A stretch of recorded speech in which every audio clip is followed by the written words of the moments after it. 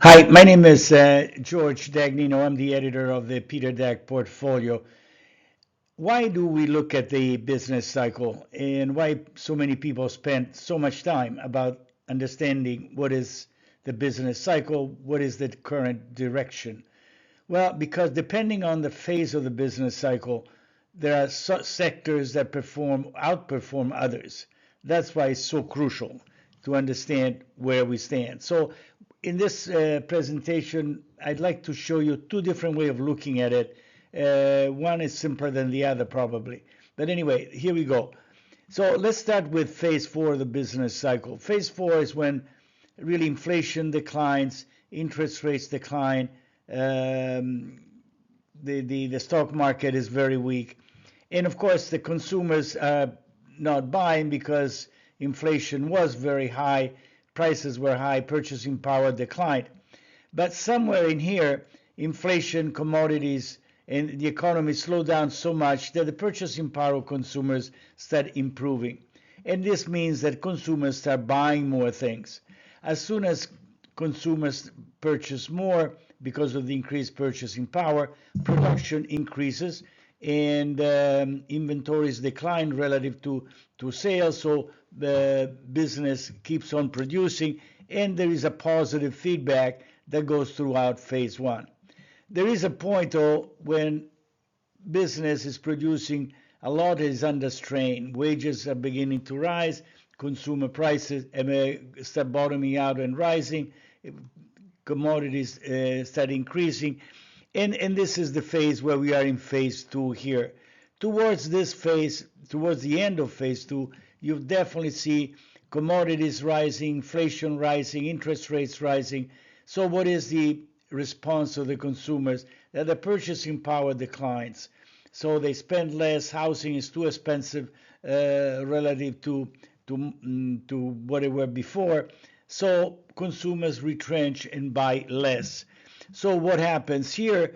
The sales start slowing down, but business keep on producing because they don't recognize or they don't accept that consumers are retrenching. So what happens is inventories start rising.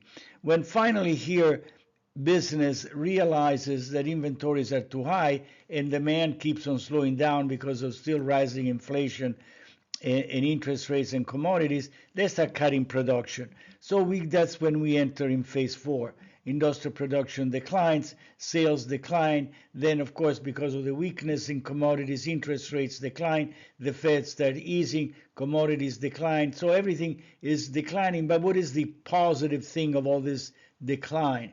Is that the purchasing power of consumers slowly start increasing. And this is when the end of phase four happens, and this is when finally consumers start buying again because of the increased purchasing power, and the cycle starts again. Now, why do we care about all this? Well, because in phase one and in phase two, I showed in articles, I showed in my report, the Peter Deck portfolio, how cyclical outperform. So you have to be in financials, industrials. This is the technology. These are the stocks that outperform the market. When we get into phase three and especially phase four, then you're beginning to see that the defensive stocks start outperforming, like staples, dividend yield. Then in phase four, when everything falls, the bottom falls off the markets, then you're beginning to see that only cash and bonds really are the safe way to invest. So as you can see, at each phase of the business cycle, there is a specific strategy that is the most appropriate. Now, one other way of visualizing the business cycle is this chart here at the bottom, and is divided in four quadrants. The quadrant is defined by growth is up when the economy is slowing down, when inflation is rising, and when inflation is declining, and when inflation is rising. So what do you do? What is the strategy when the growth is improving and inflation is still down? This is typical of phase one. Well, this is the cyclicals. Then growth is strong. Now inflation start going up. So this is phase two. Then what happens when now growth declines and inflation is still going up? Well, this is still phase three. And then when growth is down and the inflation is down, then you have cash and bonds, because now you are in phase four.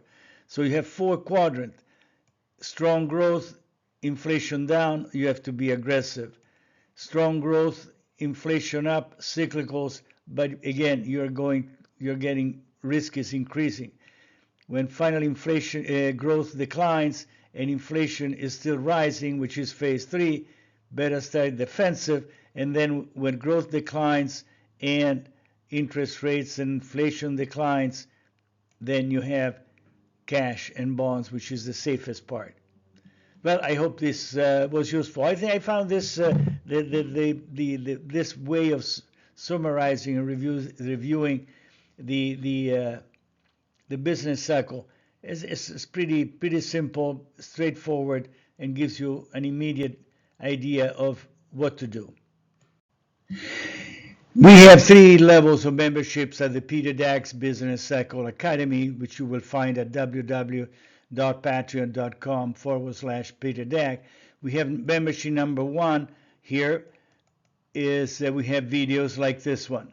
Membership number 2, we have videos plus economic and financial updates. On membership number 3, we have the Peter Dax Portfolio, which is published twice a month, roughly 21, 22 pages. We have videos. We provide model portfolios, computer generated and not. And then we have weekly market updates.